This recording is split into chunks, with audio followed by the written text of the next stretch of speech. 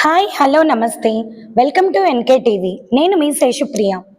144 సంవత్సరాల తర్వాత ఒకసారి జరిగే మహాకుంభమేళాలో ఉత్తరప్రదేశ్లోని ప్రయాగ్రాజ్ వద్ద త్రివేణి సంగమంలో కోట్లాది భక్తులు స్నానమాచరించి అద్భుతమైన రికార్డును సృష్టించారు. 50 కోట్ల మందికి పైగా భక్తులు స్నానం ఆచరించారు. ఈ కుంభమేళాలో స్నానం ఆచరించడానికి ప్రపంచ దేశాల నుంచి కూడా చాలా మంది వచ్చారు. ఈ కుంభమేళాకి అంచనాలు మించి ప్రజలు వస్తున్నారని యూపీ ప్రభుత్వం వెల్లడించింది.